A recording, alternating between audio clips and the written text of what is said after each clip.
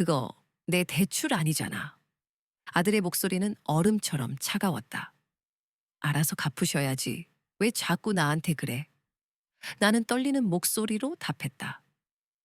네 명의로 빌린 건 맞아. 하지만 아들은 기억하지 못하는 듯 했다. 그 돈으로 아들은 강남 한복판에 정영회라는 번듯한 병원을 열었다. 하얀 가운을 입고 금빛 간판 아래 환하게 웃던 개원날. 나는 세상에서 가장 자랑스러웠다. 연후 아들은 그 돈을 갚아달라는 내 부탁을 짐처럼 여겼다. 엄마가 알아서 해. 나도 병원 운영하느라 힘들어. 전화는 뚝 끊겼다. 멍하니 휴대폰을 내려다보던 그 순간 내 인생은 송두리째 바뀌었다. 아니, 정확히는 일주일 전 현관문에 빨간 종이가 붙던 그날 아침부터였을까. 새벽을 찢는 듯한 초인종 소리에 잠이 깼다. 불길한 예감이 뇌리를 스쳤다. 허둥지둥 옷을 걸치고 현관문을 열었다. 검은 정장을 입은 두 남자가 무표정한 얼굴로 서 있었다. 박순희 씨, 맞으십니까? 네, 그런데 누구시죠? 법원 집행관입니다. 신분증 확인 좀 하겠습니다. 머릿속이 하얗게 비워졌다. 집행관이라니. 떨리는 손으로 가방을 뒤져 신분증을 꺼냈다. 압류집행 예고 통지입니다. 1일 이내 체납액을 납부하지 않으시면 이 부동산은 경매에 처분됩니다. 남자는 기계적인 목소리로 통보하며 내 눈앞에서 현관문에 빨간 딱지를 붙이기 시작했다. 압류라는 선명한 붉은 글씨가 심장을 짓눌렀다. 잠깐만요, 제발 조금만 시간을 주시면 안 될까요? 목소리가 떨렸다. 집행관은 고개조차 돌리지 않았다. 통지서의 모든 내용이 기재되어 있습니다. 이의 제기는 법원에 직접 하시기 바랍니다. 그는 냉정하게 뒤돌아섰다. 나는 그대로 주저앉았다. 현관문에 덕지덕지 붙은 빨간 종이를 멍하니 바라보았다. 년을 살아온 이 집. 아들 현우를 낳고 키운 곳. 밤새 열 내리는 아이를 안고 지사은 밤들. 학교 들어가기 전 마당에서 함께 뛰놀던 추억들. 그 모든 것이 담긴 공간이 일주일 뒤면 내 것이 아니게 된다니. 이웃집 할머니가 지나가다 나를 발견했다. 순희 씨, 왜 그렇게 앉아 계세요? 어디 아프세요? 부끄러웠지만 일어설 힘조차 없었다. 괜찮아요? 잠깐 어지러워서요. 겨우 고개를 저었다. 하지만 할머니 눈에는 다 보였을 것이다. 현관문에 붙은 그 붉은 종이들이 집 안으로 들어와 문을 닫았다. 부엌 서랍을 열어 통장을 꺼내봤다. 장호 10,000원. 이자만 해도 한 달에 10,000원인데 이걸로 어떻게 갚으란 말인가? 그동안 받았던 독촉장들을 다시 꺼내 펼쳐 놓았다. 첫 번째 독촉장이 온 것은 석 달 전. 그때는 은행에 전화해서 사정했었다. 담당자도 처음엔 이해해주는 듯 했다. 두 번째 독촉장엔 법적 조치라는 단어가 적혀 있었다. 그제야 심각성을 깨달았다. 세 번째 독촉장엔 최종 통보라고 빨간 글씨로 강조되어 있었다. 그리고 오늘 드디어 압류 통지서까지. 어떻게 해야 할까 머릿속이 하얗게 비었다. 그때 문득 현우 생각이 났다. 내 아들. 지금은 번듯한 의사가 된 내 아들. 강남에 병원도 차렸고 환자도 많다고 했던 내 아들. 그 병원을 차릴 때 내가 얼마나 애썼는지 현우도 알 텐데. 지금 엄마가 이렇게 힘들다면 도와줄 수 있지 않을까? 사실 개원하고 나서 현우 연락은 뜸했다. 처음엔 바쁘니까 그러려니 했다. 성공한 의사니까 할 일도 많겠거니 이해했다. 그래도 이번만큼은 달랐다. 정말 급한 일이니까. 떨리는 손으로 휴대폰을 들었다. 현우 번호를 눌렀다. 신호음이 몇 번 울렸다. 네, 혐아. 목소리가 차갑게 느껴졌지만 그래도 전화를 받았으니 다행이라고 생각했다. 현우야, 미는 엄마야. 지금 혹시 시간 좀 있니? 무슨 일이세요? 회진 돌아야 해서 바쁜데. 엄마가 사실 좀 급한 일이 생겼어. 만나서 얘기할 수 있을까? 한참 침묵이 흘렀다. 오늘은 어려울 것 같은데요. 내일 어때요? 내일? 일 안에 돈을 내야 하는데 내일까지 기다리라고. 현우야, 정말 급해서 그래. 엄마가 이렇게 부탁하는 건 처음이잖아. 또 침묵. 그러더니 한숨 소리가 들렸다. 그럼 병원으로 오세요. 근데 올해는 못 있어요. 고맙다는 말을 하려는데 전화가 끊겼다. 나는 급히 옷을 갈아입었다. 거울을 봤더니 너무 초라해 보였다. 머리도 제대로 감지 못했고 옷도 변변치 않았다. 하지만 시간이 없었다. 그나마 깨끗한 옷을 골라 입고 머리를 빗었다. 가방에 서류들을 넣었다. 압류 통지서, 독촉장, 대출 서류. 이것들을 보여주면 현우도 상황을 이해할 것이다. 지하철을 타고 강남역으로 향했다. 가는 내내 어떻게 말할까 연습했다. 현우야, 이자만이라도 좀 도와줄 수 있니? 원금은 엄마가 어떻게든 해볼게. 이렇게 말하면 너무 큰 부담을 주지 않으면서도 당장 급한 불은 끌 수 있을 테니까. 강남역에서 내려 현우 병원이 있는 건물까지 걸어갔다. 주변에는 높은 빌딩들이 즐비했다. 깔끔하게 차려입은 사람들이 분주하게 오가는 거리. 나는 마치 다른 세상에 온 동네 아줌마 같았다. 건물 로비에 들어서니 대리석 바닥이 눈부시게 빛났다. 천장도 높고 정말 대단한 곳이었다. 내 아들이 이런 곳에서 일한다니 한편으로는 뿌듯하기도 했다. 엘리베이터를 기다리면서 거울에 비친 내 모습을 봤다. 역시 너무 초라했다. 다른 사람들은 다 정장을 입었는데 나만 평범한 바지에 블라우스를 입고 있었으니까. 층에서 내렸다. 복도를 따라 걸으며 문패를 확인했다. 법무법인, 회계법인, 그 사이에서 현우의 정영회라는 금빛 문패를 찾았다. 문 앞에서 한참을 망설였다. 들어가야 하나? 그냥 돌아가야 하나? 혹시 바쁜데 방해가 되는 건 아닐까? 하지만 내 핏들이 나를 재촉했다.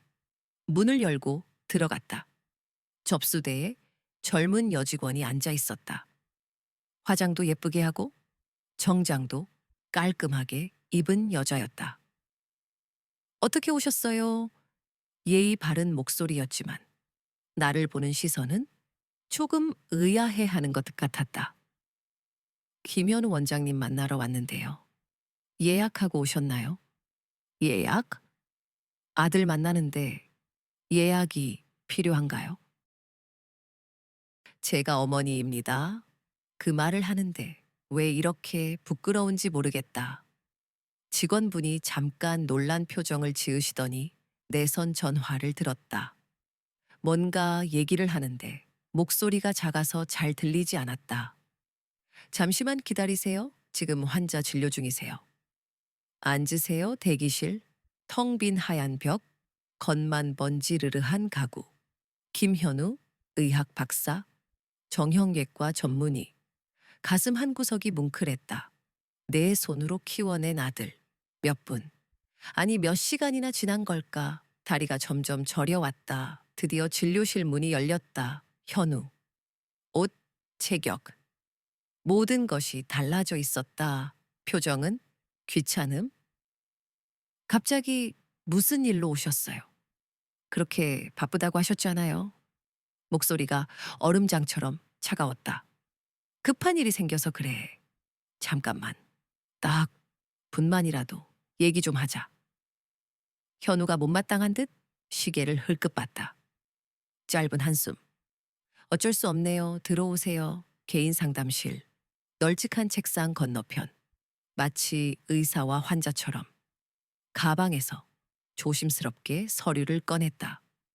현우의 얼굴이 순식간에 굳어졌다. 이게 뭔데요? 집에 압류 딱지가 붙었어. 대출 이자를 제때 못 내서 그런다더라. 대출은 대체 왜 받으신 거예요?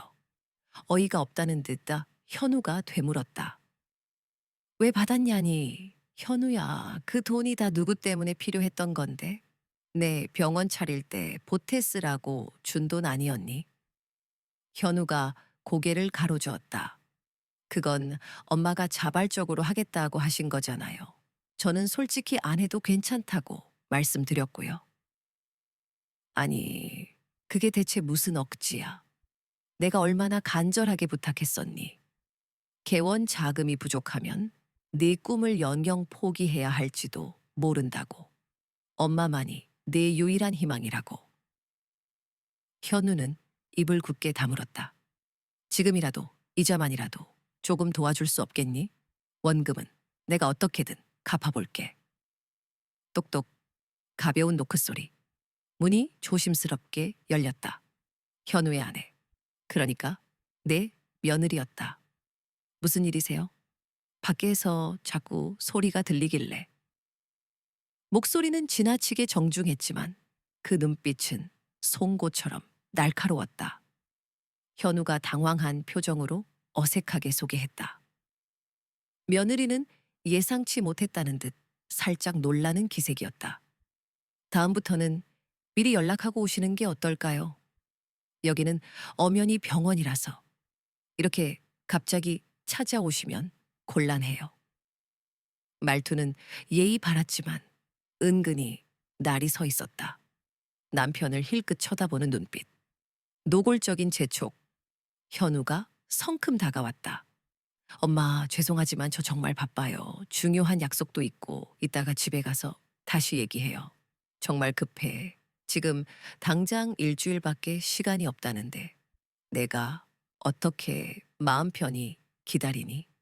현우야, 제발 부탁이다. 일주일 안에 그 돈을 갚지 못하면 우리는 길거리에 나앉게 된다고. 현우는 이미 마음을 굳힌 듯 했다. 냉정하게 서류를 밀어냈다. 엄마, 그거 엄마 명의로 받으신 대출이잖아요. 그걸 왜 제가 책임져야 하는데요? 가슴에 날카로운 비수가 꽂히는 듯 했다. 책임? 그럼 그 돈은 대체 뭘로 쓴 건데? 결국 자기 병원 차리는데 보탠 돈 아니었던가? 현우야, 지금 그게 무슨 끔찍한 말이니? 저도 지금 병원 운영하느라 얼마나 빠듯한지 아세요? 직원 월급도 줘야 하고 비싼 장비 할부금도 꼬박꼬박 나가야 하고 게다가 임대료도 정말 만만치 않다고요. 며느리가 기다렸다는 듯 거들었다. 어머님, 저희도 나름대로 사정이 있어요. 애들 교육비도 감당하기 벅차고 이 병원 유지하는 것도 생각보다 훨씬 더 많은 돈이 들어가거든요. 애들, 손주들, 왜 단 한 번도 나에게 보여주지 않았을까? 갑자기 뜨거운 무언가가 목구멍까지 치밀어 올랐다. 억지로 꾹 참았다. 지금은 매달려야 한다. 그래도 현우야, 엄마가 이 집마저 잃으면 대체 어디 가서 살아야 하니? 제발 부탁한다. 정말 일주일밖에 안 남았어. 그의 손끝이 떨렸다. 현우는 발장을 낀 채 창밖을 멍하니 내다봤다. 그러더니 싸늘한 얼굴로 고개를 돌려 말했다. 엄마, 죄송하지만 그건 엄마가 알아서 해결하세요. 저도 지금 제 살 길 찾느라 너무 바쁘니까. 내 아들이 지금 나에게. 현우야, 오늘은 그만 나가봐라. 다음 환자분께서 지금 밖에서 기다리고 계신다. 며느리가 기다렸다는 듯 문을 활짝 열었다. 다리에 힘이 쭉 풀렸다. 몸이 비틀거렸다. 어머님, 괜찮으세요? 그저 형식적인 목소리. 어떻게든 빨리 내쫓고 싶어 하는 속내가 훤히 드러났다. 괜찮다. 힘없이 상담실을 나왔다. 텅 빈 대기실. 싸늘한 복도. 접수 직원이 슬쩍 힐끗 쳐다봤다. 혹시 무슨 말을 들은 걸까? 내가 지금 얼마나 우스워 보일까? 엘리베이터 버튼을 눌렀다. 늙은 손이 미세하게 떨렸다. 드디어 문이 열렸다. 무표정한 사람들. 대부분 직장인들. 층수 버튼. 층. 굳게 닫힌 건물 밖. 눈부시게 따가운 햇살. 수많은 사람들. 모두 정신없이 바쁘게 움직이고 있었다. 마치 나 혼자만 덩그러니 멈춰 서 있는 것처럼. 어디로 가야 할지 도저히 알 수가 없었다. 무거운 발걸음이 저절로 지하철역으로 향했다. 끝없이 이어지는 계단. 갑자기 다리가 휘청거렸다. 간신히 난간을 붙잡았다. 개찰구. 텅 빈 플랫폼. 요란한 전동차 소리. 쏟아지는 사람들. 정신없이 떠밀려 겨우 체에 올라탔다. 다행히 빈 좌석이 하나 있었다. 하지만 앉지 않기로 했다. 손잡이를 꽉 움켜잡았다. 어두컴컴한 터널 속. 유리창에 비친 내 얼굴은 한없이 늙고 초라했다. 대체 언제부터 이렇게 엉망이 되어버린 걸까? 아들. 오직 아들만을 바라보며 내 자신은 완전히 잊고 살았다. 낡은 옷. 끊긴 미용실. 모두 현우의 교육비에 쏟아부었다. 텅 비어버린 통장. 학원비, 과외비, 참고서 값. 아들이 명문대에 합격하고 번듯한 의사가 되는 것이 내 인생의 유일한 꿈이었다. 드디어 의대 합격. 현우의 떨리는 전화, 엄마 저 붙었어요. 왈칵 눈물이 쏟아졌다. 기쁨과 감격의 눈물. 드디어 내 아들이 의사가 된다. 지난 고생들이 모두 보상받는 듯한 기분이었다. 그 후로도 몇 년. 쉴 새 없이 뒷바라지했다. 비싼 등록금, 만만치 않은 책값, 빠듯한 생활비. 겨우 레지던트가 되었지만 월급이 너무 적다고 용돈까지 챙겨줬다. 밤낮 없이 힘들게 일한다고 늘 영양제를 챙겨줬다. 드디어 전문의가 된 날, 현우가 조심스럽게 말했다. 엄마, 저 드디어 제 이름으로 병원을 하나 열고 싶어요. 너무나 기뻤다. 드디어 아들의 오랜 꿈이 이루어지는 순간.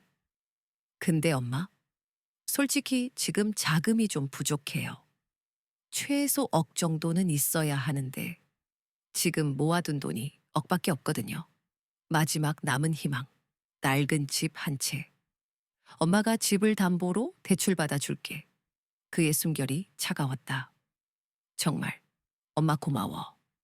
이거 성공하면 엄마한테 다 갚을게. 아들의 맹세를 믿었다. 은행 문을 두드렸다. 집을 담보로 억을 융통했다. 도장을 찍는 손끝이 떨렸다. 평생 모은 집, 불안했지만 아들을 위해 감내했다. 현우는 강남의 번듯한 병원을 개원했다. 개원식 날, 화환이 병원을 가득 채웠다. 현우는 환하게 웃으며 손님을 맞았다. 흰 가운이 눈부셨다. 나는 구석에서 아들을 지켜봤다. 벅찬 감동. 그때 낯선 이가 말을 걸었다. 원장님 어머님이세요? 네, 그렇습니다. 칭찬에 답하려던 찰나, 현우가 다가와 내 팔을 잡아 끌었다. 엄마, 사람 많으니까 먼저 가 계세요. 당황스러웠다. 왜? 엄마도 축하하고 싶은데. 현우의 눈빛이 다급했다. 제발, 나중에 설명할게. 나는 쫓겨나듯 집으로 향했다. 집에 돌아와서도 마음은 무거웠다. 왜 나를 내쫓았을까? 다음 날, 현우에게 전화를 걸었다.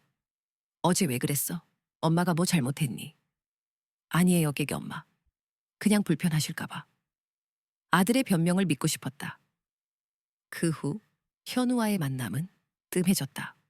한 달에 한 번, 두 달에 한 번. 전화는 늘 바쁘다는 핑계였다. 성공한 의사.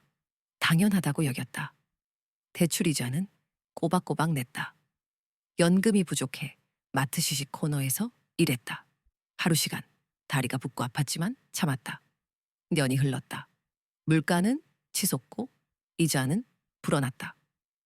어느 날 마트에서 쓰러졌다. 과로였다.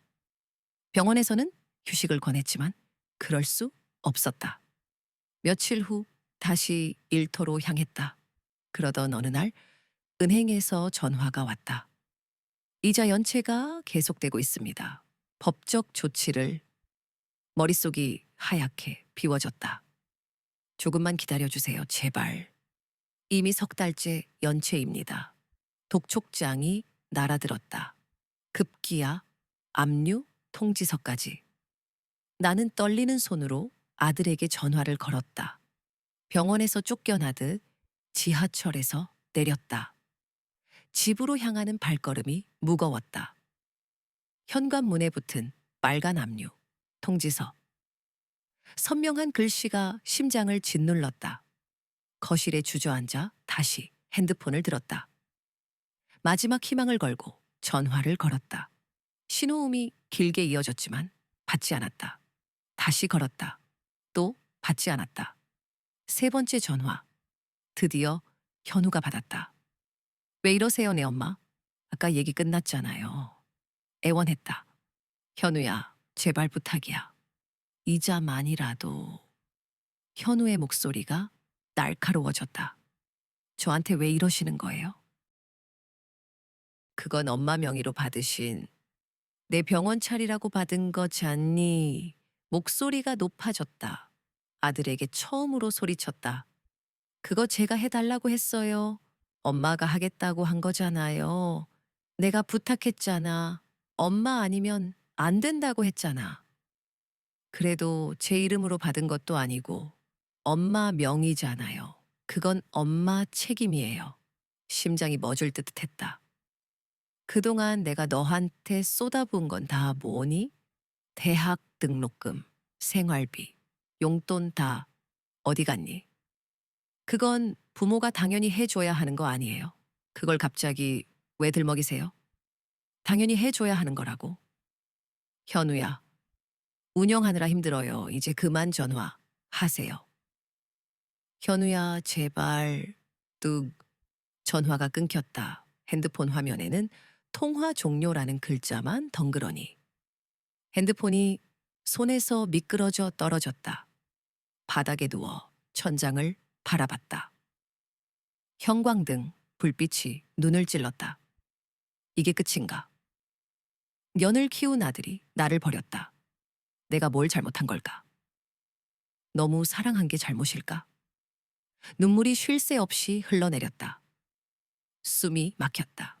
얼마나 누워 있었을까? 어둠이 내려앉았다. 불도 켜지 않은 채 누군가 문을 두드리는 소리가 들렸다. 순희 씨 계세요? 이웃집 할머니였다. 몸을 일으켜 비틀거리며 현관으로 향했다. 문을 열자 할머니가 걱정스러운 얼굴로 서 있었다. 아침부터 나가시더니 괜찮으세요? 네, 괜찮습니다. 목소리가 갈라졌다. 할머니는 내 얼굴을 자세히 들여다보았다. 안 괜찮아 보이는데요. 들어가도 될까요? 고개를 끄덕였다. 할머니는 불을 켜고 내 얼굴을 다시 살폈다. 많이 우셨네요. 무슨 일 있어요? 말하고 싶지 않았지만 입이 저절로 열렸다. 제 아들이 저를 버렸어요. 눈물이 쏟아졌다. 할머니는 나를 꼭 안아주셨다. 울어요. 실컷 우세요. 그날 밤 할머니에게 모든 것을 털어놓았다. 대출받은 일, 병원 개원시켜준 일, 오늘 있었던 일까지. 할머니는 말없이 들어주셨다. 가끔 한숨을 쉬며 등을 쓰다듬어 주셨다. 순희 씨, 이제 그만 놓으세요. 뭐요? 그 아들 말이에요. 더 이상 매달리지 마세요. 자식이라고 다 효자는 아니에요. 순희 씨가 잘못한 게 아니라 그 아들놈이 잘못한 거예요. 할머니의 위로에도 마음은 여전히 아팠다. 그래도 제 자식인데요. 자식이어도 사람이에요. 사람으로서 해서는 안 될 짓을 한 거예요. 순희 씨는 아무 잘못 없어요. 할머니가 가신 후 혼자 남았다. 침대에 누워 생각했다. 정말 놓아야 하는 걸까, 제 아들을? 하지만 어떻게 놓아? 평생을 키운 아들인데. 할머니의 말이 귓가에 맴돌았다. 더 이상 매달리지 마세요. 혹시 정말 그래야 하는 걸까? 밤새 잠을 이루지 못했다. 천장만 바라보며 시간을 보냈다. 동이 트기 시작했다. 창문으로 햇살이 쏟아졌다. 차가운 새벽 공기가 폐부를 스쳤다. 넥타이를 매만지며 웃던 아들의 모습이 떠올랐다. 그 넥타이는 내가 선물했던 건데. 그의 손끝이 떨렸다. 새로운 아침. 그러나 나에겐 달라진 것 하나 없었다. 침대에서 일어나 부엌으로 향했다. 텅 빈 냉장고. 물 한 잔을 들이켰다. 목구멍으로 차갑게 넘어갔다. 소파에 앉자 책상 위 서류들이 눈에 들어왔다.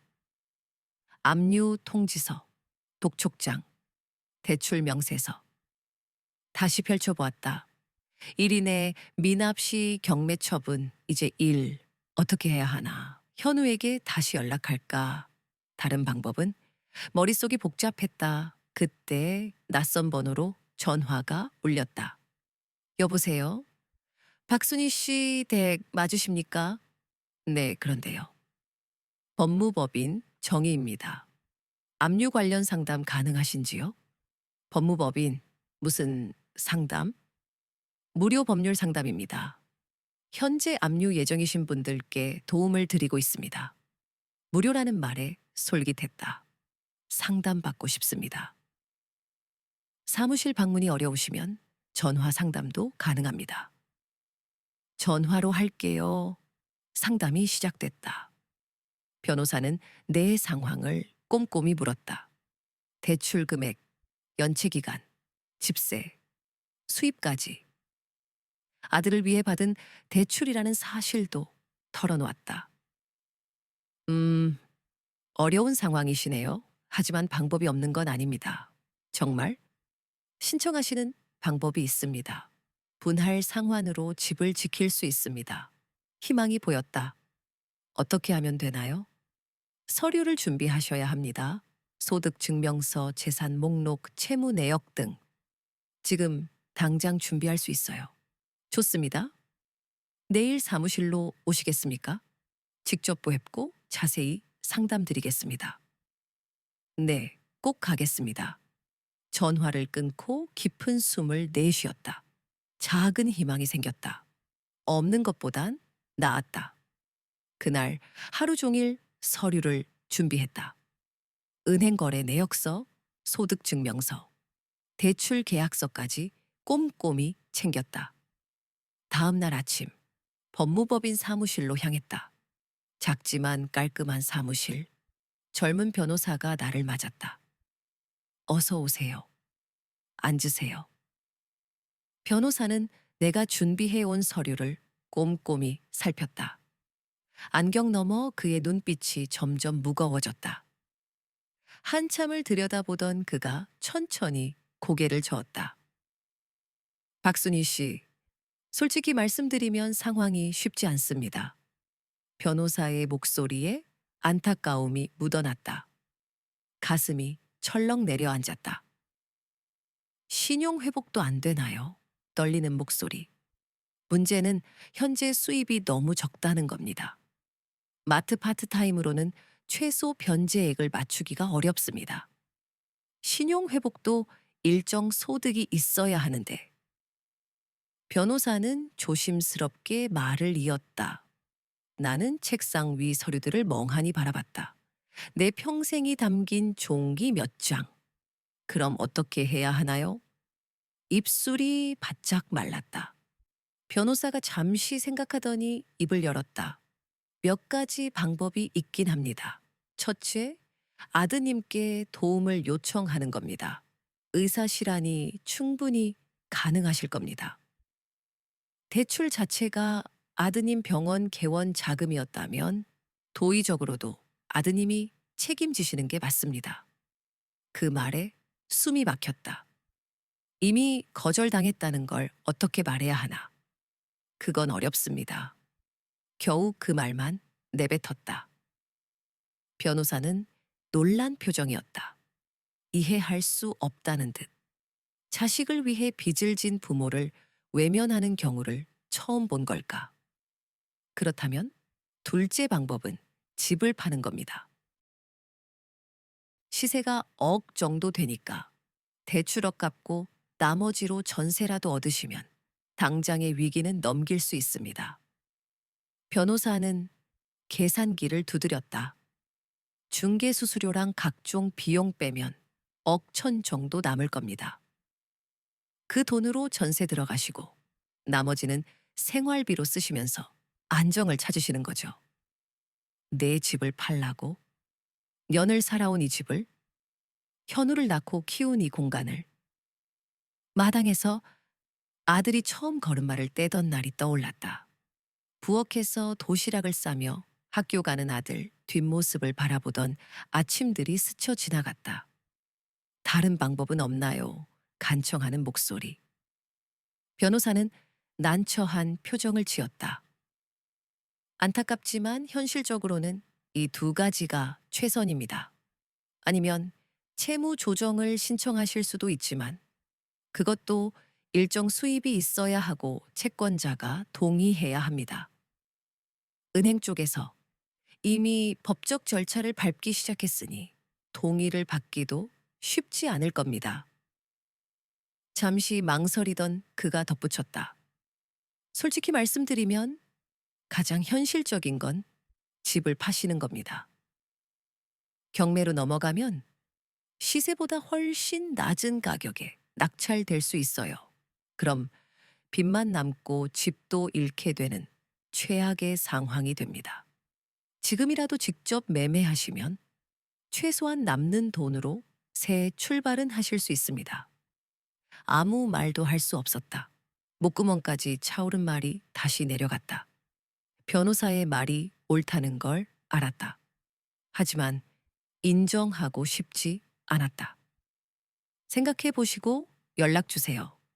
시간이 얼마 없으니 빨리 결정하셔야 합니다. 변호사는 명함을 건네며 말했다. 법무법인을 나와 거리를 걸었다. 발걸음이 무거웠다. 주변 사람들은 모두 바쁘게 움직이는데 나만 멈춰 선 듯했다. 공원 벤치에 앉았다. 나무 그늘 아래였지만 햇살은 따가웠다. 옆 벤치에서는 할아버지가 신문을 보고 계셨다. 놀이터에서는 아이들이 웃으며 뛰어놀고 있었다. 평범한 오후. 모두에게는 평범한 날이었지만 내게는 인생이 갈리는 순간이었다. 집을 팔아야 할까? 정말 그래야 하는 걸까? 핸드폰을 꺼내 들었다. 현우 번호가 화면에 떠올랐다. 마지막으로 한 번만 더 부탁해 볼까? 하지만 어제 통화 때 들었던 차갑고 날선 목소리가 귓가에 맴돌았다. 저한테 왜 이러시는 거예요? 그 말이 칼처럼 가슴을 찔렀다. 명의가 누구 것이든 그 돈으로 누가 병원을 열었는지는 중요하지 않은 걸까? 부모가 자식을 위해 해준 게 당연한 의무일 뿐이고 그에 대한 보답은 기대해서도 안 되는 걸까? 핸드폰 화면을 내려다보다가 천천히 주머니에 다시 넣었다. 더 이상 매달리고 싶지 않았다.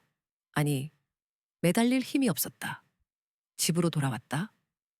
현관문에 붙은 빨간 압류 통지서는 여전히 그 자리에 있었다. 나를 비웃는 듯.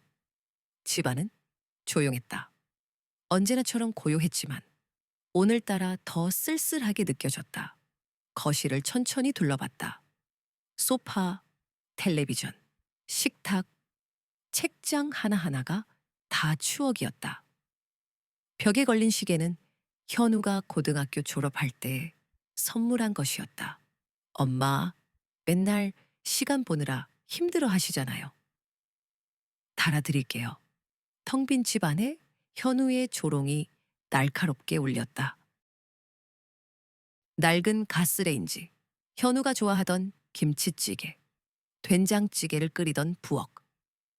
맛있게 먹던 아들의 모습이 눈에 선했다. 행복했던 그때. 현우 방은 그대로였다. 책상, 책장, 빼곡한 의학 서적들. 아들의 흔적만으로 가슴 벅찼다. 서랍 속 오래된 사진, 돌잔치 한복, 입학식 교복, 수학여행 사진 속. 현우는 늘 웃고 있었다. 천진난만한 얼굴. 언제부터 변한 걸까? 아니, 원래 이런 아이였는데 내가 몰랐던 걸까? 사진첩을 덮었다. 천장에 작은 벌레가 날갯짓했다. 빛을 쫓지만 결국 타 죽을지도 모른다. 나도 아들이란 빛을 쫓아 평생을 살았다. 따뜻할 줄 알았던 빛은 상처만 남겼다. 손끝이 차가워졌다. 핸드폰이 울렸다. 이웃집 할머니. 순희 씨, 저녁은 드셨어요? 따뜻한 목소리가 스며들었다. 아직 못 먹었어요. 힘없는 대답. 우리 집에 와요. 된장국 끓여놨는데 같이 저녁 먹어요. 거절하려 했지만 할머니는 듣는 척도 하지 않았다. 얼른 와요. 기다리고 있을게. 혼자 있을 용기가 없었다. 할머니 댁으로 향했다. 현관문을 열자 구수한 된장국 냄새가 코를 찔렀다. 할머니는 환한 미소로 맞이했다. 밥상 위에는 김치, 계란말이, 시금치 나물이 놓여 있었다. 숟가락을 들었다. 따뜻한 국물이 목구멍을 타고 넘어갔다. 할머니는 반찬을 밀어주셨다. 많이 먹어요. 며칠 새 너무 야위었어. 눈물이 왈칵 쏟아졌다. 할머니는 손을 감싸 쥐었다. 괜찮아, 순희 씨. 다 잘 될 거야. 하지만 잘 될 것 같다는 희망은 보이지 않았다.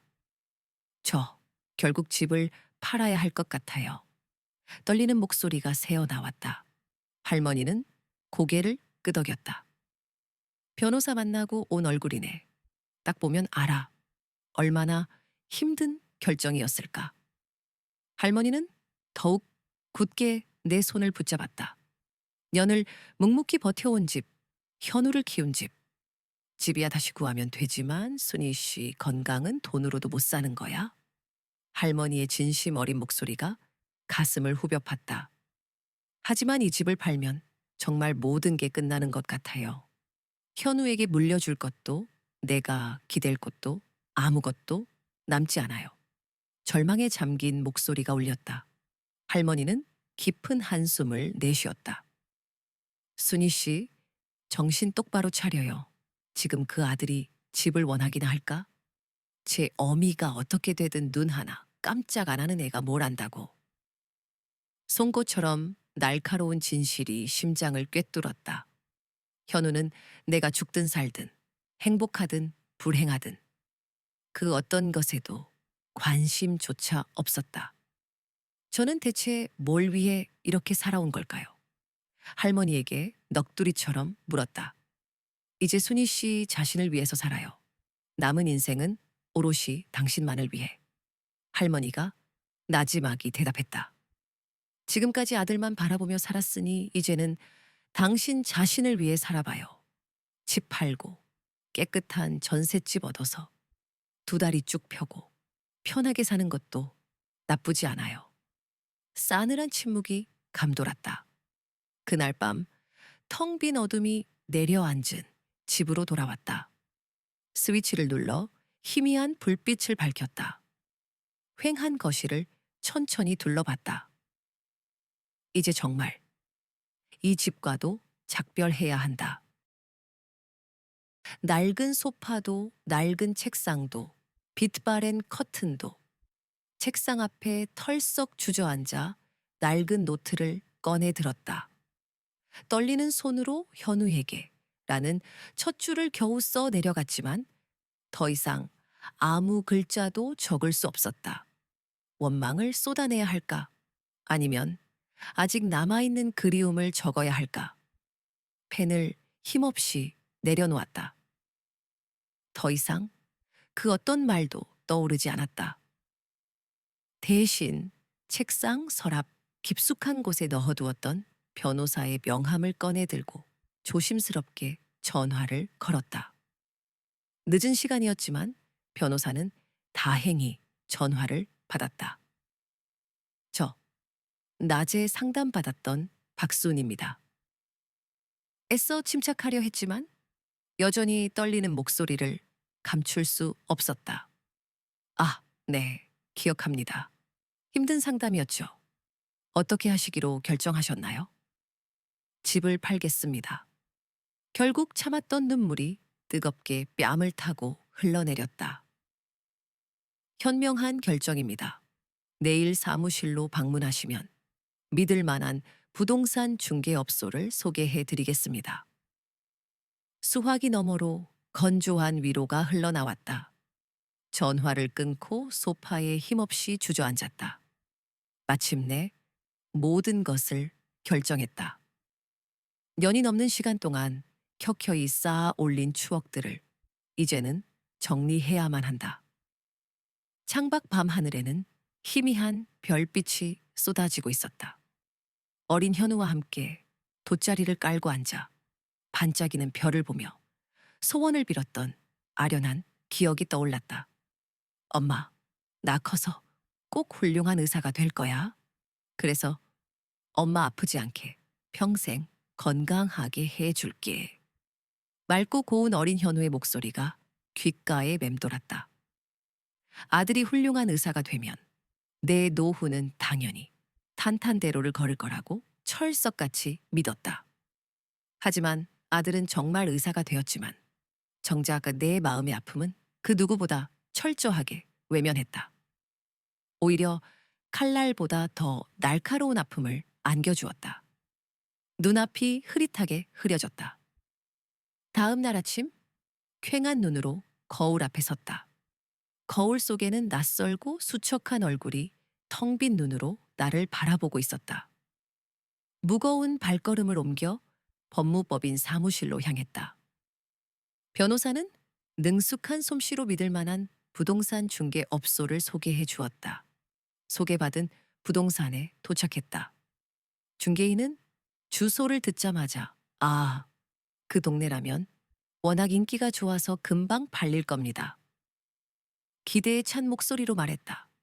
집 안 구석구석을 꼼꼼하게 둘러보며 혹시 수리해야 할 곳은 없는지, 눈에 띄는 하자는 없는지. 집 상태는 아주 훌륭하네요. 억 1,000만 원에 내놓으면 바로 계약될 겁니다. 억 1,000만 원. 시세보다 훨씬 낮은 가격이었지만 더 이상 시간을 끌 여유가 없었다. 네, 그렇게 해주세요. 그날부터 부동산 매물로 집이 나갔다. 그리고 이틀 후 드디어 집을 보러 오겠다는 첫 번째 연락이 왔다. 앳된 얼굴의 젊은 부부가 집 안 곳곳을 꼼꼼히 둘러보며 감탄사를 연발했다. 햇볕이 정말 잘 드네요. 역시 남향이라 그런가 봐요. 아내가 남편의 팔짱을 끼며 행복한 미소를 지었다. 마당도 넓고 아이 키우기에는 정말 딱이겠어. 그들의 행복한 대화를 듣고 있자니 가슴 한 구석이 걷잡을 수 없이 아려왔다. 저 부부에게도 분명 저렇게 행복했던 시절이 있었을 텐데. 송곳처럼 날카로운 침묵이 심장을 꿰뚫었다. 잘 생각해보고 연락드리겠습니다. 등 뒤에서 문 닫히는 소리가 칼날처럼 꽂혔다. 다음 날 중개인의 전화가 귓가를 찢었다. 계약하신대요. 억천에 어떠시겠어요? 억천. 빚에 짓눌린 손끝이 저릿했다. 대출금을 갚으면 남는 돈 딱 억천. 빠듯한 액수. 좋습니다. 그렇게 하세요. 계약까지 남은 시간은 단 일주일. 낡은 집 안을 쓸고 닦았다. 버릴 물건, 간직할 추억. 사진 속에 멈춰진 시간들. 현우의 낡은 옷까지. 상자 깊숙이 밀어넣었다. 빛바랜 크레파스 그림. 유치원 시절 엄마 아빠 손을 잡고 해맑게 웃는 현우. 아빠는 현우 5살 때 세상을 떠났다. 왈칵 뜨거운 눈물이 쏟아졌다. 다시는 돌아오지 않을 행복했던 순간. 계약 전날 밤 텅 빈 집을 마지막으로 쓰다듬었다. 고마웠어. 년 동안 나를 품어준 따뜻한 공간. 다음 날 부동산 사무실. 계약서 위에 굳은 도장을 찍었다. 젊은 부부의 미소가 어딘가 불편하게 느껴졌다. 잘 살게요. 좋은 집 감사합니다. 억지로 미소를 지었다. 행복하게 사세요. 터져 나오는 눈물을 막을 길이 없었다. 중개인이 등을 툭 쳤다. 힘내세요. 새로운 시작이잖아요. 새로운 시작? 60 넘은 나이에. 입을 굳게 다물었다. 장음일까지 한 달. 억으로 구할 수 있는 건 낡은 쪽방 하나. 동네 변두리, 방 하나. 겨우 딸린 좁은 빌라. 혼자 살기엔 충분하겠지. 이사날, 짐짝들이 트럭에 실렸다. 마지막으로 집 안을 둘러봤다. 텅 빈 거실, 텅 빈 부엌, 텅 빈 방. 추억만 가득한 껍데기. 현관문을 나섰다. 뒤돌아보지 않으려 했지만 발길은 떨어지지 않았다. 안녕. 마지막 인사를 하고 새 집으로 향했다. 새 공간은 낯설기만 했다. 밤이 되자 외로움이 파도처럼 밀려왔다. 익숙한 소리 대신 옆집 소리, 윗집 발소리가 신경을 긁었다. 낯선 천장. 현우는 지금 뭘 할까? 엄마 생각은 할까? 안 하겠지. 내가 어디 사는지 궁금하지도 않겠지. 핸드폰을 들었다. 마지막 통화는 주전. 냉정하게 끊었던 전화. 걸어볼까? 이사했다는 말 정도는 해야 하지 않을까? 아들인데. 손가락이 멈췄다. 두려웠다. 또 차가운 목소리를 들을까봐. 문자를 썼다. 현우야 엄마야. 집 팔고 이사했어. 연락 줘. 쓰고 지우기를 반복했다. 이사했다. 전송 버튼을 눌렀다. 답장을 기다렸다. 오지 않았다. 밤새도록 읽은 표시는 뜨지 않았다. 가슴이 텅 비었다. 엄마가 집을 잃었는데 궁금하지도 않은 걸까? 핸드폰을 내려놓고 창밖을 봤다. 햇살은 따뜻했지만 마음은 얼음장이었다. 며칠이 흘렀다. 현우에게서 소식은 없었다. 마트 일도 그만뒀다. 새 동네는 너무 멀었다. 식당, 설거지 일을 구했다. 하루 시간. 사장님은 밥과 반찬을 넉넉히 챙겨줬다. 어느 날 저녁, 버스 정류장. 맞은편 차 안 현우가 있었다. 옆에는 며느리. 심장이 쿵 내려앉았다. 손을 들었지만 차는 쏜살같이 사라졌다. 나를 못 본 걸까? 버스에 올라타다. 계속 그 방향을 바라봤지만 차는 그림자도 보이지 않았다. 집에 도착해서도 마음은 롤러코스터를 탔다. 엄마를 보고도 모른 척한 거라면 설마 봤을 거야. 스스로를 위로했다. 다음 날 식당 설거지. 창밖으로 차들이 쌩쌩 달렸다. 순희 씨 괜찮아요? 사장님이 물었다. 네, 괜찮습니다. 좀 피곤해서요. 힘드시면 말씀하세요. 아들한테 버림받았다고 말할 수 있을까? 집까지 팔았는데 연락 한 통 없다고. 입을 꾹 닫았다. 한 달이 지났다. 새 집 생활에 조금씩 적응했다. 외로움은 여전했다. 이웃집 할머니가 찾아와 차를 함께 마셨다. 세상 돌아가는 이야기를 나누며 위로받았다. 아드님은 어디 계세요? 할머니가 물었다. 서울에 있습니다. 자주 못 보시겠네요. 네, 바쁜가 봐요. 정말 바쁠 수도 있다. 엄마에게 전화할 시간조차 없을 만큼 바쁜지는 모르겠지만 할머니가 손을 잡았다. 손끝이 따뜻했다. 차가운 침묵이 심장을 꿰뚫었다. 잘 생각해보고 연락드리겠습니다. 등 뒤로 닫히는 문소리가 칼날처럼 꽂혔다. 다음 날 중개인의 전화가 귓가를 찢었다. 계약하신답니다. 억천에 어떠시겠어요? 억천. 빚 생각에 손끝이 저릿했다. 대출 갚으면 딱 억천. 빠듯했다. 좋습니다. 그렇게 하세요. 계약까지 남은 일주일, 년 묵은 집 안을 정리했다. 버릴 것, 남길 것, 사진 속에 박제할 추억들, 현우의 낡은 옷까지. 상자에 깊숙이 넣었다. 빛바랜 그림, 유치원 시절, 엄마 아빠 손잡고 웃는 현우. 아빠는 현우 5살 때 떠났다. 눈물이 왈칵 쏟아졌다. 2번 다시 오지 않을 행복. 계약 전날 밤 텅 빈 집을 마지막으로 더듬었다. 고마웠어. 년 동안 나를 안아준 집. 다음 날 부동산. 계약서에 도장을 찍었다. 젊은 부부의 웃음이 묘하게 서늘했다. 잘 살게요. 좋은 집 감사합니다. 억지로 웃었다. 행복하게 사세요. 툭 터진 눈물을 막을 수 없었다. 중개인이 등을 툭 쳤다. 힘내세요. 새로운 시작이잖아요. 새로운 시작? 60 넘은 나이에. 입을 꾹 닫았다. 장음일까지 1달. 억으로 얻을 수 있는 건 낡은 쪽방뿐. 동네 변두리. 방 하나 딸린 좁은 빌라. 혼자 살기엔 충분했다. 이사날. 짐이 트럭에 실렸다. 마지막으로 집을 훑었다. 텅 빈 거실. 텅 빈 부엌.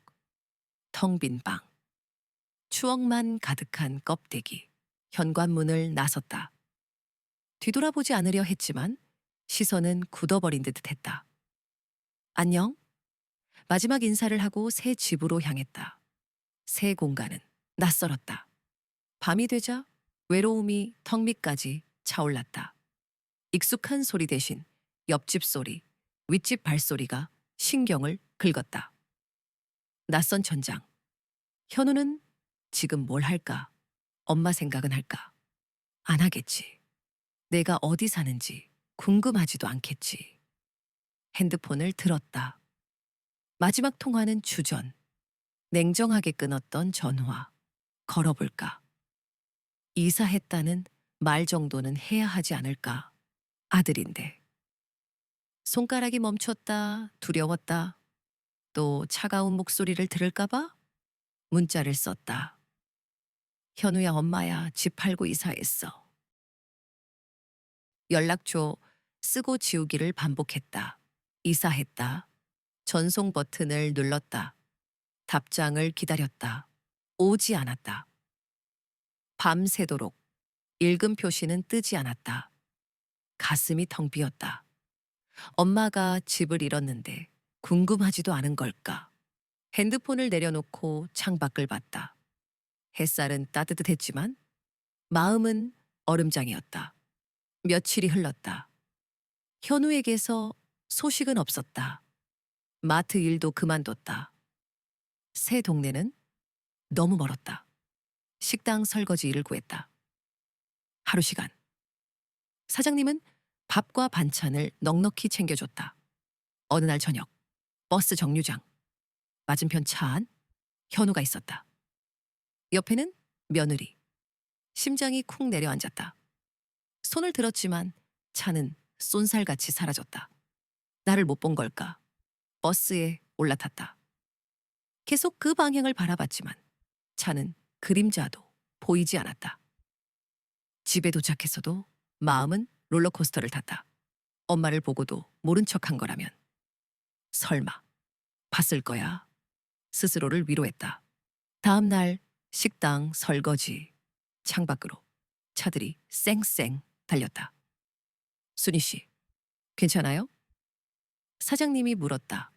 네, 괜찮습니다. 좀 피곤해서요.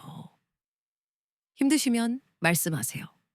아들한테 버림받았다고 말할 수 있을까? 집까지 팔았는데 연락 한 통 없다고. 입을 꾹 닫았다. 한 달이 지났다. 새 집 생활에 조금씩 적응했다. 외로움은 여전했다. 이웃집 할머니가 찾아와 차를 함께 마셨다. 세상 돌아가는 이야기를 나누며 위로받았다. 아드님은 어디 계세요? 할머니가 물었다. 서울에 있습니다. 자주 못 보시겠네요. 네, 바쁜가 봐요. 정말 바쁠 수도 있다.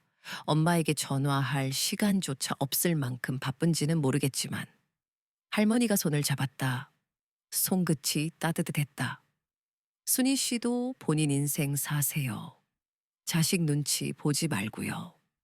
송곳 같은 말이 심장을 찔렀다. 정말 이제라도 내 인생을 살아야 할까? 손끝이 떨렸다. 2달. 현우는 그림자조차 없었다. 생일마저 잊은 걸까? 예전엔 달력에 동그라미까지 쳐놓고 전화 한 통 잊지 않던 녀석인데 짠 미역국을 데웠다. 눈물 맛이었을까? 케이크도 촛불도 없이 시간만 흘렀다. 저녁. 똑똑. 이웃집 할머니가 문을 두드렸다. 오늘 생신이라면서요. 동사무소에서 문자가 왔더라고. 할머니 손에는 어색한 포장의 작은 케이크가 들려 있었다. 동네 경로당에서 챙겨주거든요. 자, 받으세요. 감사합니다. 목이 메었다. 같이 먹어요. 혼자 먹기 못하잖아요. 할머니가 웃으며 들어왔다. 촛불을 켜고 할머니는 엉성한 박자로 생일 축하 노래를 불러주셨다. 소원 빌어요? 눈을 감았다. 현우에게서 전화가 오게 해달라고 빌어야 할까? 아니면 제발 아프지 않게 해달라고 빌어야 할까? 굳게 담은 입술만 달싹이다 촛불을 껐다. 할머니가 돌아가신 후 텅 빈 방에 혼자 남겨졌다. 케이크 상자를 구석으로 밀어 넣으며 생각했다. 혈육보다 못한 혈육도 있지만 피 한 방울 섞이지 않은 이웃이 더 따뜻할 수도 있구나. 아들보다 남이 더 살뜰하게 챙겨줄 수도 있구나.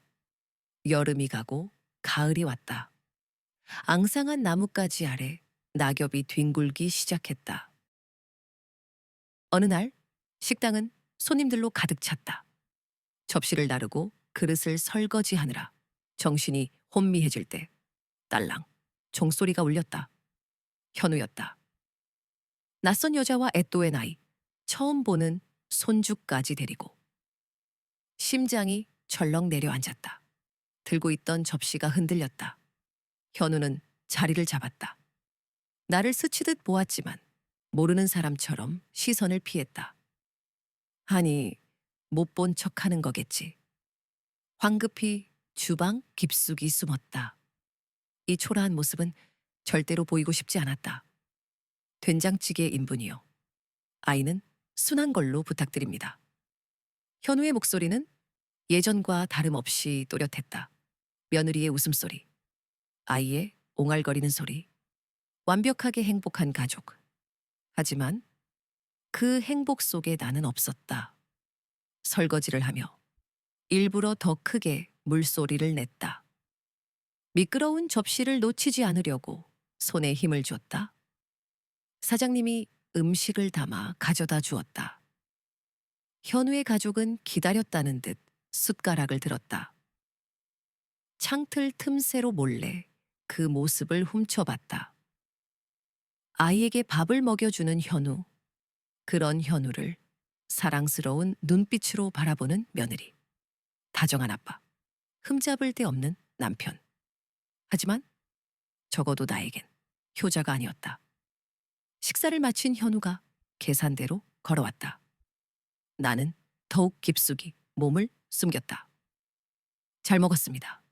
현우의 목소리가 귓가를 스쳤다. 문이 열리고 닫히는 소리가 들렸다. 한참 후 조심스럽게 밖을 내다봤다. 현우의 가족이 차에 올라탔다. 아이를 카시트에 앉히고 안전벨트를 채우고 차 문이 닫히고 출발했다. 그제야 털썩 주저앉았다. 다리에 힘이 풀려버렸다. 사장님이 걱정스러운 얼굴로 다가왔다. 순희 씨, 괜찮아요? 어디 아파요? 얼굴이 흑빛인데요. 그냥 조금 어지러워서요. 새빨간 거짓말이었다. 심장이 찢기는 것 같았다. 오늘은 일찍 들어가서 쉬어요. 무리하지 말고. 사장님이 말했다. 비틀거리는 걸음으로 현관문을 열고 들어와 낡은 소파에 엉덩이를 붙였다. 현우가 정말 나를 알아보지 못한 걸까? 아니면 분명히 알아봤으면서 철저하게 모른 척한 걸까? 어느 쪽이든 끔찍했다. 설마 정말 몰라봤을까? 엄마 얼굴을? 아무리 오랜 시간이 흘렀어도? 아니면 알아봤지만 허름한 식당에서 설거지하는 엄마의 모습이 부끄러웠던 걸까? 어떤 이유든 결론은 똑같았다. 현우는 철저하게 나를 외면했다. 마지막으로 딱 한 번만 더 전화해보기로 마음먹었다. 정말 이번이 마지막이었다. 떨리는 손으로 익숙한 번호를 눌렀다. 한 번, 두 번, 세 번. 수화기는 묵묵부답이었다. 네 번, 다섯 번. 결국 음성 사소함으로 넘어갔다. 굳게 담은 입술을 달싹이며 메시지를 남기려다 멈칫 전화를 끊었다. 도대체 무슨 말을 해야 할지 아무런 말도 떠오르지 않았다. 그때 핸드폰 액정에 현우의 이름이 떠올랐다. 심장이 요동쳤다. 네, 숨소리조차 제대로 쉬어지지 않았다. 현우야, 엄마야. 최대한 평온한 척 말했지만 목소리는 떨리고 있었다. 무슨 일이세요? 싸늘한 말투였다. 아까 식당에 왔었지. 잠시 침묵이 흘렀다. 거기 계신 분이 엄마셨어요? 현우가 당황한 듯 되물었다. 그럼 봤구나. 다 알고도 모른 척한 거였구나. 가슴이 부서지는 것 같았다. 왜 그런 데서 일하세요? 그것도 설거지를요? 현우의 목소리에는 불쾌감이 묻어났다. 살아야 하니까. 제 친구들이 자주 가는 식당인데요. 거기서 엄마를 보면 제가 뭐가 돼요? 그 말을 듣는 순간 숨 쉬는 것조차 힘겨워졌다. 걱정하는 건 엄마의 안위가 아니라 자신의 체면이었다. 미안하구나, 엄마가 창피하게 해서. 절망감에 젖은 목소리가 떨렸다. 다른 데 가서 일하시면 안 돼요? 제발요. 현우가 간절하게 부탁했다. 하지만 그 속내는 명령과 다름없었다. 그럼 현우야, 엄마가 어디서 어떻게 살아야 하는지 네가 좀 알려줄래? 그건 엄마가 알아서 하셔야죠. 현우가 냉정하게 선을 그었다. 알겠다. 더 이상 창피하게 안 할게. 걱정 마. 전화를 끊으려는 찰나 현우가 망설이듯 덧붙였다. 그리고 엄마, 앞으로 제 친구들이나 병원 사람들 앞에서는 저 모르는 척 해주세요. 두 귀를 의심했다. 지금 뭐라고 했니? 엄마 지금 처지가 그러시잖아요. 제 입장도 좀 생각해 주세요. 현우가 담담하게 말했다. 그 순간 모든 것이 명확해졌다. 아들은 나를 짐으로 부끄러운 존재로 여기고 있었다. 알았다. 다신 안 그럴게. 간신히 말을 뱉어냈다. 감사합니다, 엄마. 현우가 안도하는 목소리로 대답했다. 잘 살아라, 현우야. 마지막 인사를 건네고 전화를 끊었다. 힘없이 핸드폰을 소파에 던져 놓았다. 하지만 이상하게도 눈물이 나지 않았다. 이미 눈물샘마저 메말라 버린 것 같았다. 멍하니 창밖을 바라봤다. 붉은 노을이 하늘을 온통 붉게 물들이고 있었다. 하지만 그 아름다운 풍경조차 눈에 들어오지 않았다. 그날 밤 한숨도 제대로 이루지 못했다.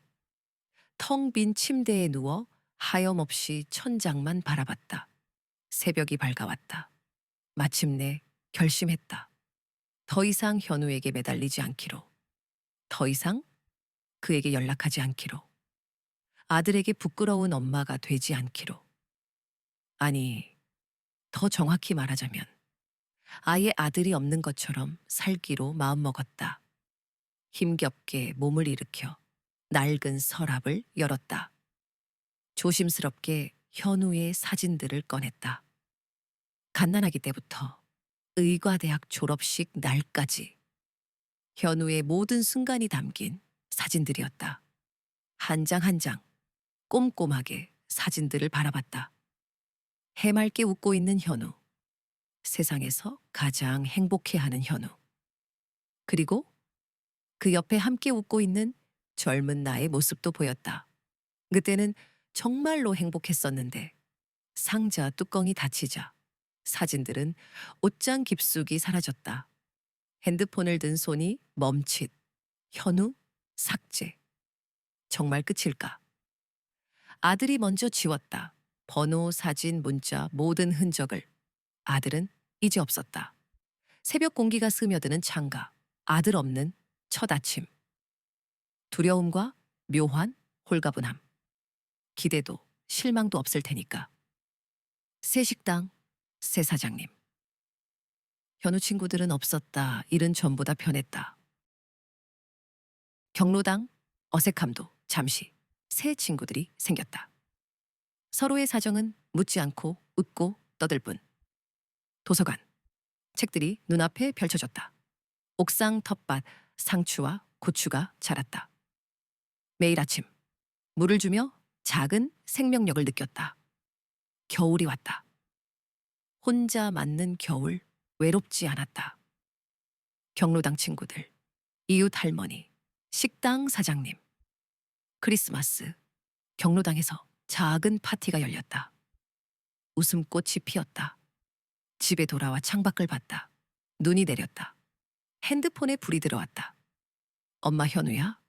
번호 바꿨어. 심장이 철렁. 몇 달 만에 연락.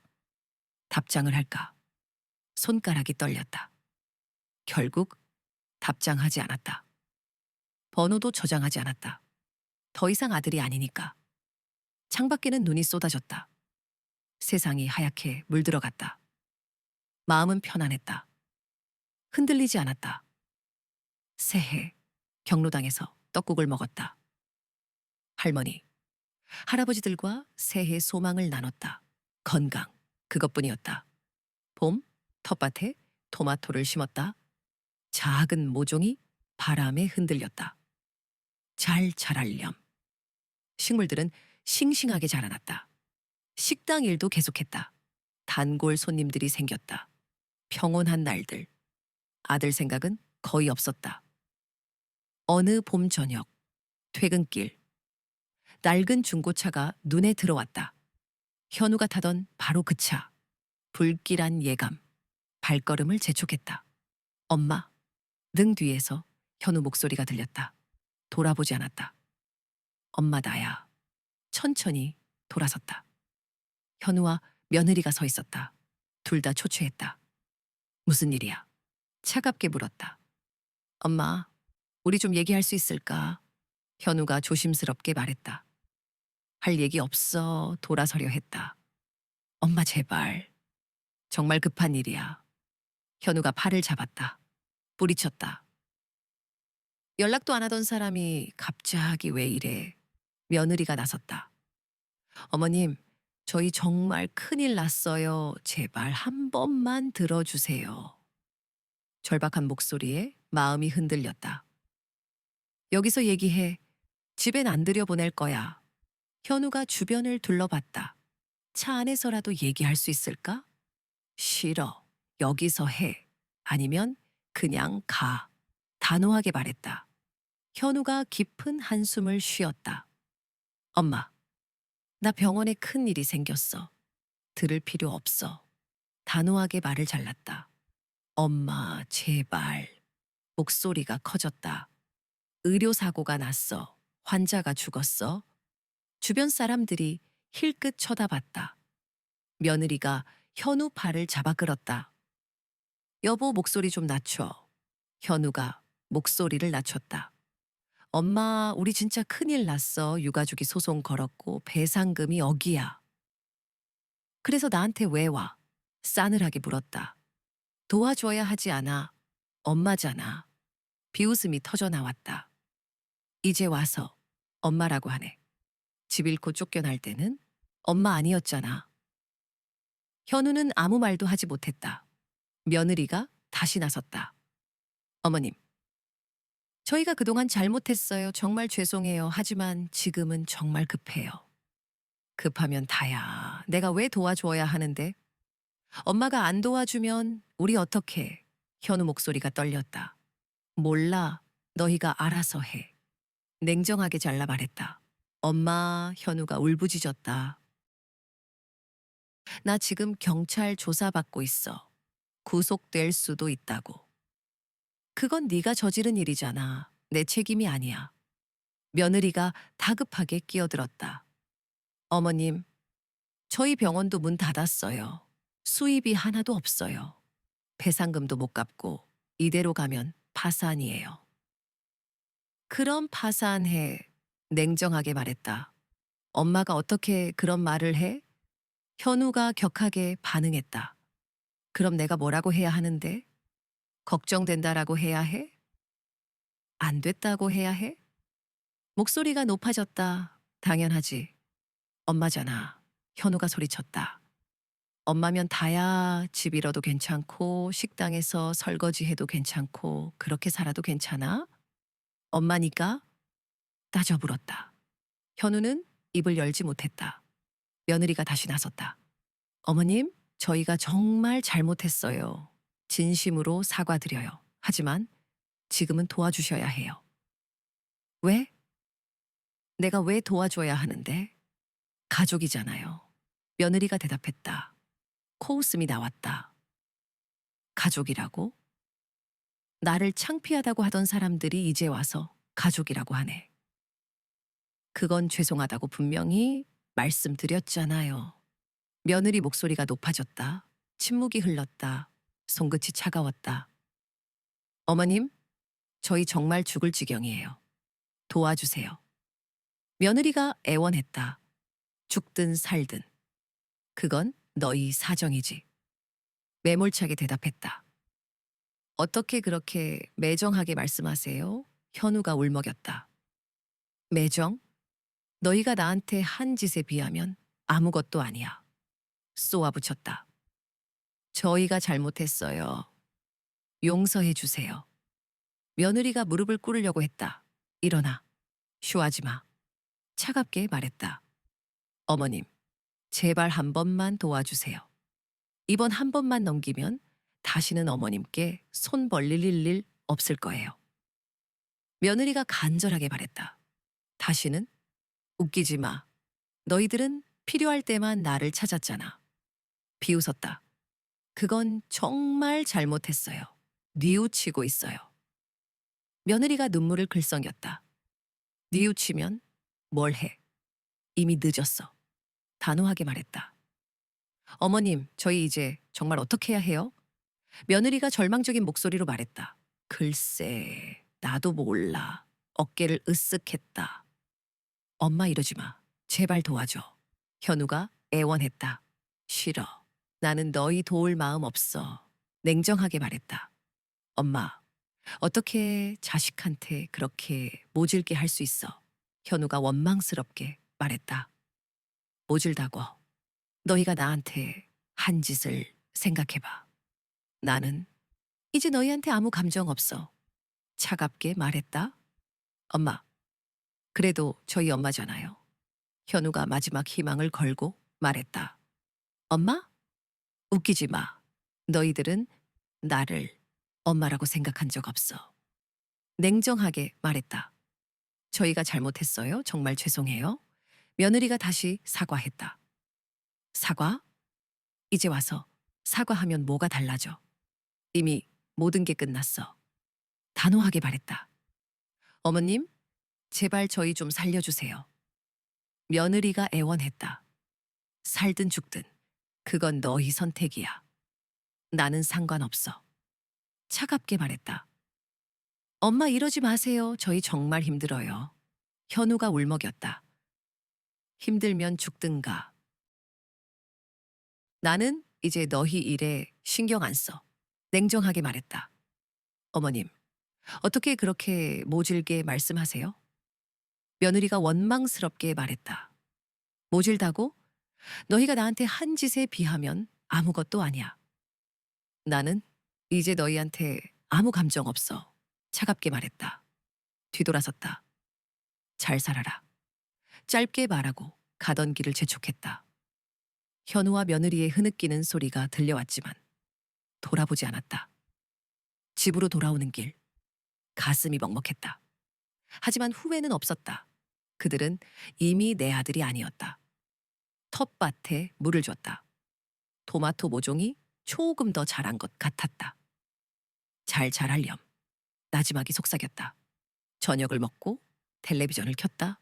뉴스에서 의료사고에 대한 이야기가 나왔다. 현우 얼굴이 떠올랐지만 애써 지웠다. 잠자리에 들었다. 쉽게 잠이 오지 않았다. 뒤척이다 겨우 잠이 들었다. 새벽에 깨어났다. 창밖은 여전히 어두웠다. 다시 잠들려고 노력했지만 잠이 오지 않았다. 일어나 앉았다. 핸드폰을 들었다. 현우 번호가 저장되어 있지 않은 빈 화면을 한참 동안 바라봤다. 결국 핸드폰을 내려놓았다. 다시 누웠다. 눈을 감았다. 아들의 얼굴이 떠올랐다. 괴로웠다. 하지만 어쩔 수 없었다. 이제 그는 내 아들이 아니었다. 차가운 새벽 공기가 폐부 깊숙이 스며들었다. 사과한다고 다 용서될 줄 알았어? 차가운 분노가 뼈속까지 스며들었다. 그럼 어쩌라는 거야? 며느리가 죽을 지경인데 보고만 있으라고? 그래 보고만 있을 거야. 현우가 다가왔다. 엄마, 제발 돈 좀 빌려줘. 나중에 다 갚을게. 무슨 돈? 나한테 무슨 돈이 있어? 떨리는 목소리가 새어 나왔다. 집 팔고 남은 돈 있잖아? 그거라도 좀 빌려줘. 그 돈으로 전세 얻어서 살고 있어. 그것마저 빼앗으려고. 심장이 격렬하게 울렁거렸다. 빼앗는 게 아니라 빌리는 거야. 갚는다니까. 현우의 목소리가 높아졌다. 언제 갚는데? 상황 정리되면. 상황이 정리될 것 같아? 배상금 어계 병원도 문 닫았는데. 비웃음이 터져나왔다. 엄마가 도와주면 되잖아. 안 돼. 절대 안 돼. 단호하게 잘라 말했다. 며느리가 울기 시작했다. 어머님, 제발요? 저희 진짜 갈 곳이 없어요. 나도 없었어. 집 잃고 쫓겨날 때. 그때 너희는 어디 있었어? 차가운 분노가 끌어올랐다. 그때랑 지금이랑 다르잖아요. 며느리가 울며 소리쳤다. 뭐가 달라? 똑같아? 너희는 필요할 때만 나를 찾아. 현우가 머리를 쥐어뜯었다. 그럼 어떡하라는 거야? 나보고 감옥 가라는 거야. 그건 내가 해결할 문제야. 엄마가 이렇게 냉정한 사람이었어? 현우의 눈빛이 날카롭게 꽂혔다. 가슴이 아팠지만 외면했다. 그래, 이제 냉정해졌어. 너희가 그렇게 만들었어. 며느리가 다가와 손을 잡으려 했다. 피했다. 어머님, 제발요. 저희 정말 죽을 것 같아요. 그럼 죽어. 싸늘하게 내뱉었다. 침묵이 감돌았다. 충격받은 얼굴. 어떻게 그런 말을 하세요? 며느리의 목소리가 떨렸다. 너희가 먼저 나한테 죽으라고 했잖아. 집 잃고 일자리 없고 갈 곳 없을 때. 저희가 언제 그런 말을 했어요? 말로는 안 했지. 하지만 행동으로.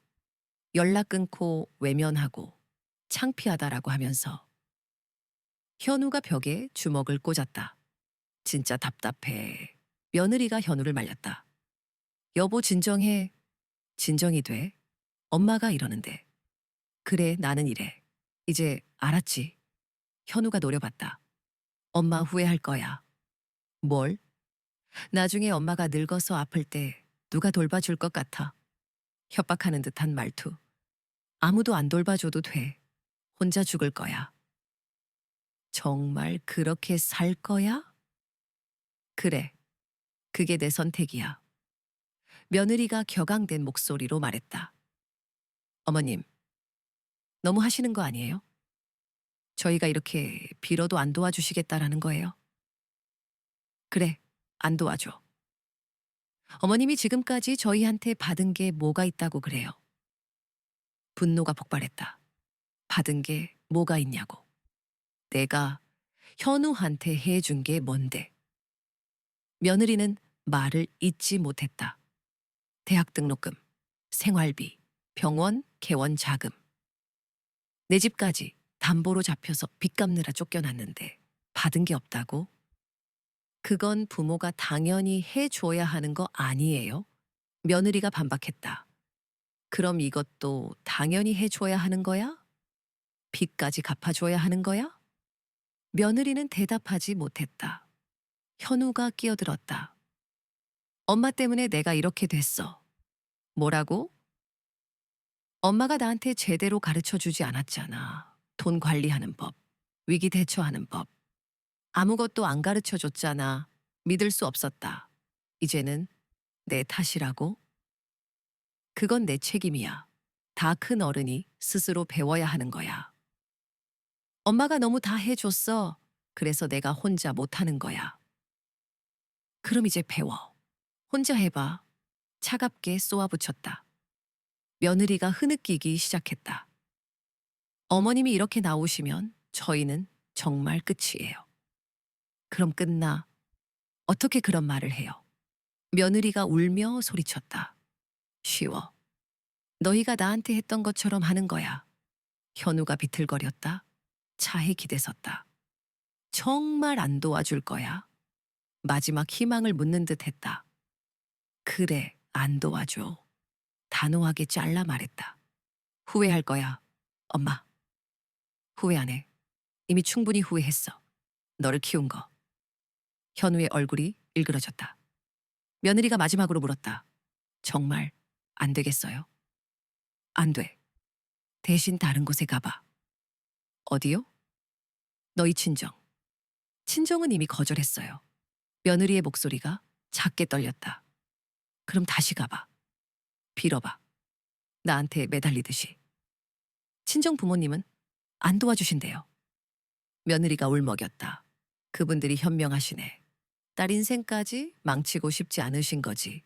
비웃음이 섞인 목소리였다. 어머님, 며느리가 절규했다. 나도 내 인생 망치고 싶지 않아. 이미 충분히 망쳤거든. 더 이상은 안 돼. 단호하게 선을 그었다. 그럼 어디 가라는 거예요? 며느리가 울부짖었다. 사돈한테 가. 며느리 아버지 어머니한테 가서 해결하라고 해. 왜 나한테만 매달려? 그쪽도 안 도와주신다니까요. 그럼 너희 둘이 해결해. 부부잖아. 차갑게 내뱉었다. 어떻게 해요? 돈도 없고 방법도 없는데. 며느리의 흐느낌이 깊어졌다. 그건 내가 알 바 아니야. 현우가 차문을 열었다. 가자. 며느리에게 말했다. 여보, 그래도 가자고. 현우가 소리쳤다. 며느리가 차에 탔다. 현우도 따라 탔다. 창문을 내리고 마지막 말을 뱉었다. 엄마, 이러면 정말 끝이야. 이미 끝났어. 오래전에. 엄마가 이렇게 매정한 사람인 줄 몰랐어. 현우의 눈에서 원망이 쏟아졌다. 나도 내 아들이 이렇게 뻔뻔한 인간인 줄 몰랐어. 맞받아쳤다. 현우는 할 말을 잃었다. 이제 가. 다시 오지 마. 차가 출발했다. 멀어져 갔다. 그 자리에 서서 지켜봤다. 차가 완전히 사라질 때까지 천천히 집으로 걸어갔다. 현관문을 열고 들어섰다. 불을 켰다. 거울 속 낯선 얼굴이 보였다. 표정은 담담했다. 소파에 앉았다. 한참을 멍하니 앉아 있었다. 모든 감정을 쏟아낸 듯 했다. 혹시나 하는 마음에 뉴스를 검색했다. 기사가 떴다. 강남 정형외과 의료사고, 원장 검찰 조사. 현우의 이름이 박혀 있었다. 환자 사망 사건, 유가족 소송, 배상금 억. 기사를 읽어 내려갔다. 현우 병원이 폐업했다는 내용도 있었다. 핸드폰을 내려놓았다. 아무리 미워도 아들이었다. 하지만 후회는 없었다. 내 선택이 옳았다. 밤이 깊어졌다. 창밖으로 별이 보였다. 어린 시절 현우와 함께 별을 보던 기억이 떠올랐다. 엄마, 나중에 커서 의사 될 거야. 그럼 엄마 아프지 않게 해줄게. 맹세는 잊혀졌다. 나는 의사가 된 아들에게 오히려 더 깊은 상처를 받았다. 자리에서 일어나 침대로 향했다. 조용히 눈을 감았다. 선우와의 악연이 마침내 끝났다. 슬픔은 없었다. 홀가분함만이 감돌았다. 이제 내 삶을 살면 된다. 다음 날 아침, 평소처럼 경로당으로 향했다. 순희 씨, 오늘 안색이 좋으시네요. 이웃 할머니의 밝은 인사에 나도 모르게 미소 지었다. 그래요. 무슨 좋은 일이라도. 아니에요. 그냥 잘 잤어요. 평범한 일상, 행복한 아침이었다. 점심을 간단히 먹고 옥상 텃밭으로 올라갔다. 붉게 익어가는 토마토에 물을 주고 잡초를 뽑았다. 따스한 햇살, 기분 좋은 바람, 살아있음을 느꼈다. 저녁에는 식당 설거지 일을 하며 손님들의 웃음소리를 들었다. 샤워 후 소파에 앉아 를 켰다. 드라마를 보며 웃고 울었다. 를 끄고 침대에 누웠다. 이것이 내 인생이다. 화려하진 않지만 평온하고 외롭지만 자유롭다. 후회는 없다. 현우는 현우의 인생을, 나는 나의 인생을 살 것이다. 일주일이 흘렀다. 현우는 물론 며느리에게서도 연락은 없었다. 뉴스에서 간혹 현우의 재판 소식이 들려왔지만 외면했다. 계절이 바뀌고 텃밭에 토마토를 수확해 경로당 할머니들과 나눴다. 겨울이 왔다. 눈이 내렸다. 경로당 친구들, 식당 사장님, 이웃 할머니들. 또 한 살을 먹었다. 건강했고 행복했다. 아들 없이도 살 수 있었다. 혼자였지만 외롭지 않았다. 이것이 나의 선택이었고 옳은 선택이었다. 이것이 나의 이야기다. 의사 아들을 개원시켜줬더니 가난한 어미를 창피해 했고 나는 그 인연을 끊어버렸다. 그리고 내 인생을 되찾았다. 시간은 흘렀다. 나는 여전히 같은 빌라에 살며 경로당 친구들과 매일 만났다. 평범한 일상, 특별한 일은 없었지만 행복했다. 현우 소식은 가끔 이웃 할머니를 통해 들려왔다. 신문에 재판 이야기가 실린다는 소식에도 마음은 흔들리지 않았다. 이미 남이 된 사람이었다. 어느 날 경로당에서 한 할머니가 물었다. 순희 씨 아드님 의사시라면서요? 요즘 병원 잘 되세요? 예전 같았으면 자랑스러웠을 질문. 하지만 지금은 달랐다. 아들 없어요? 담담한 내 말에 할머니는 놀란 표정을 지었다. 무슨 말씀이세요? 인연을 끊었어요. 이제 남이에요. 할머니들은 웅성거렸지만 더 묻지는 않았다. 이웃 할머니가 내 손을 잡았다. 잘하셨어요. 그게 맞아요. 이해해주는 사람이 있다는 사실에 감사했다. 집으로 돌아오는 길, 골목 입구에 익숙한 차가 보였다. 현우의 차였다. 피하지 않았다. 당당하게 걸어갔다. 차 문이 열리고 현우가 내렸다. 년 사이 눈에 띄게 늙어 있었다. 머리는 희끗했고 얼굴은 수척했다. 엄마, 현우가 나지막이 불렀다. 잠깐 얘기 좀 하자. 할 얘기 없어. 지나치려 하자. 현우가 앞을 막아섰다. 비켜. 엄마 제발. 단분만 시간을 줘. 현우의 애원에 한숨이 나왔다. 여기서 해. 그냥 여기서 해. 아니면 가. 현우는 고개를 숙였다. 엄마, 나 재판 끝났어. 집행유예 받았어. 년? 무심한 대답에 현우는 다행이네. 나지막이 중얼거렸다. 배상금은 분할 상환하기로 했어. 년 동안 현우의 말이 이어졌다. 그래, 열심히 갚아. 현우가 고개를 들었다. 엄마, 나 미안해. 뭐가? 다. 엄마한테 한 모든 것들. 현우의 목소리가 떨렸다. 이제 와서 사과해서 뭐 해? 그래도 하고 싶었어. 진심으로 뉘우쳤어. 이제 가. 엄마, 우리 다시 시작할 수 없을까? 현우의 물음에 단호하게 답했다. 안 돼. 왜? 진심으로 뉘우치고 있다고. 그건 내 문제야. 나는 이미 정리 끝났어. 엄마. 현우의 목소리가 울먹였다. 이제 엄마 부르지 마. 나는 내 엄마 아니야. 그게 무슨 소리야? 엄마는 필요할 때만 찾는 존재가 아니야. 내가 잘못했어. 알면 됐어. 이제 각자 살자. 나는 그렇게 살 수 없어. 나는 이미 그렇게 살고 있어. 이제 다시는 오지 마. 엄마, 나중에 엄마가 아프면 어떡해? 그건 내가 알아서 해. 혼자서 어떡해? 평생 혼자 살아왔어. 이제 와서 걱정하는 척하지 마. 현우는 입술을 깨물었다. 마지막으로 물을게. 엄마는 정말 날 용서 못해? 용서는 해. 하지만 다시 시작할 순 없어. 왜? 믿음이 없어. 네가 또 날 버릴까 봐 무서워. 솔직한 내 말에 현우는 안 그럴게 애원했다. 그 말 믿을 수 없어. 어떻게 하면 믿어줄 수 있어? 없어. 아무리 해도 못 믿어. 이미 늦었어. 엄마? 현우의 눈에서 눈물이 흘렀다. 울지 마. 내가 선택한 거야. 후회하고 있어, 진짜로. 나도 후회해. 너를 너무 사랑한 거. 현우는 그 자리에 주저앉을 뻔했다. 이제가 더 이상 할 말 없어. 현우는 비틀거리며 차로 향했다. 문을 열고 차에 탔다. 창문 너머 눈물 범벅이 된 얼굴로 나를 바라봤다. 나는 차갑게 돌아섰다. 집으로 걸어갔다. 뒤에서 차 시동 거는 소리가 들려왔다. 천천히 멀어졌다. 집에 들어와 문을 닫았다.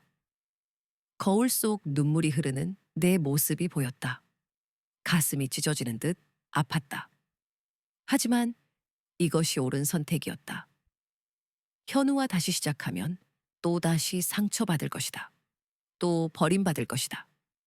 그럴 바에야 혼자 사는 것이 나았다. 며칠 뒤 텃밭에 물을 주러 올라갔다. 붉게 익은 토마토들이 눈에 들어왔다. 그 붉은색이 마치 현우의 눈물처럼 느껴졌다.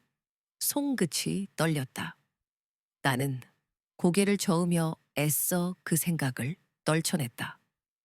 다시는 흔들리지 않으리라 다짐했다. 저녁에는 경로당 할머니들과 함께 고스톱을 쳤다. 할머니들의 웃음소리가 끊이지 않았다. 나도 모르게 웃음이 나왔다.